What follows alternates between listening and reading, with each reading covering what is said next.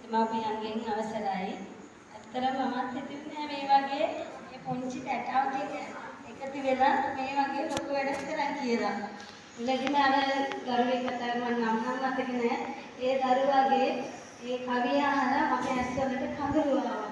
මම දැක්කා අපේ ගුරු මෑණිවරු ඒ ඇත්තට කඳුළු පුරවගෙන ඉන්නවා. ඇත්තට මේ දරුවෝ මම හිතුවට වැඩි මම හොඳ දරුවෝ පිටසාරයි.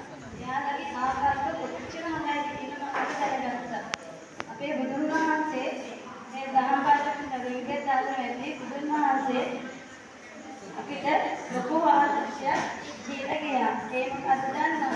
කලගුණ සැලකීම.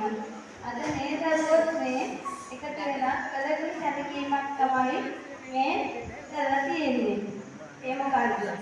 දැන් ඔයාලට මේ ගුරුවරු ගුරුමෑණිවරු සියලු දෙනාම ගන්නන්නේ ඔයාලා අර එක දරුවෙක් කිව්වොත් අම්මා තාත්තා වගේ තමයි. අම්මා තාත්තා වගේ අතර මේ ගුරුතුන්ට ලොකු මුදලක් ඔයාලා ගන්නකොට ලැබෙන්නේ නැහැ. මමත් මේ පාසලේ වේදනා පාසලේ ආදි ශිෂ්‍යාවක්. එදා දහම් පාසලට මම එනකොට හිටපු ඒමා ටීචර් මේ මෑතකගෙන ගම්ම හිටිය. ඇත්තටම ටීචර් මේ දැක්කම හරියට ගෙදර දැන් අද සනීප වෙලා ඉන්න ටීචර් ඇවිල්ලා නැහැ. ඉතින් එයාලට ඒනකට අදනම් කොට මුදලක් මම හිතන්නේ ගුරුවරුන්ට ලැබෙනවා. එදා 7-5ක ආදායමක්වත් මේ ගුරුවරුන්ට මුදලක් ලැබෙන්නේ නැහැ පරියක් කියලා. එහෙම දෙයක් නැතුව ඇවිල්ලා උතුම් කැපවීමකින් අවුරුදු 40ක් පමණ තිස්සේ මේ දරුවෝ වෙනුවෙන් කැප වෙලා උගන්වලා තියෙනවා.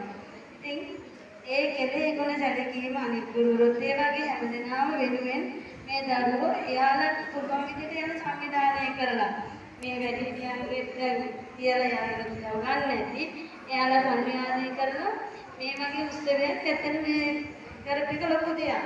ඒක මේ රටට ආදර්ශයක්.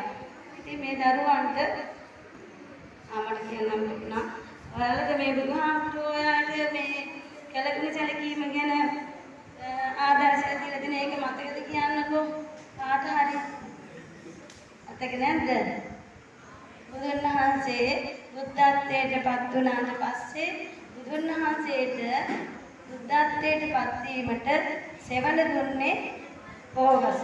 ඒ බෝවසට කලගුණ සැලකීම වශයෙන් සතියක් තිස්සේ අනිමිස රෝස පූජාව ලෙස අපි නම් කරනවා. ඇසිපිය නොහෙලා බෝධිය දිස බලාගෙන කලගෙන සැලකුවා. ඒ වගේ තමයි අපේ දරුවෝ යාලට හැකියාව දෙන්න ඇත්තටම පොඩි මුදලක්වත් ඇත්තටම හරි අමාරුයි. මම දන්නවා මෙතන ඉන්නේ ගොඩාක් මේ දරුවෝ ලොකු ආදායමක් ලැබෙන පොතේ දරුවෝ නෙවෙයි. යාලට පුළුවන් විදියට පුංචි මුදලක් එකතු කරගෙන මේ විදියට සංවිධානයකට විශේෂයෙන්ම ලොකු ළමයි ඔබ දරුවෝ ටික මේ කරපු පොඩි දරුවෝ ටික සම්බන්ධ කරගෙන මේ කරපු ශ්‍රේෂ්ඨ ගොඩක් කඩේකට සැලකනවා. ඉතින් මේ දරුවන්ට මම හොඳ අනාගතයක් ප්‍රාර්ථනා කරනවා. මේ වගේ අසන්න සංවිධානයකට මේ වගේ වැඩසටහන් තව තවත් කරන්න හැකියාව ශක්තිය ධෛර්යය වාසනාව ලැබේවා කියලා මේ ළමයිට ප්‍රාර්ථනා කරනවා. ඒ වගේම මේ ගුරුමන්ගේ සියලු දෙනාටම නිරෝගී චිරජීවනයේ ප්‍රාර්ථනා කරමින් සියලු දෙනාටම සුබ දවසක් ප්‍රාර්ථනා කරමින් මගේ කතාව අවසන් කරනවා. අපිට ස්තුතියි.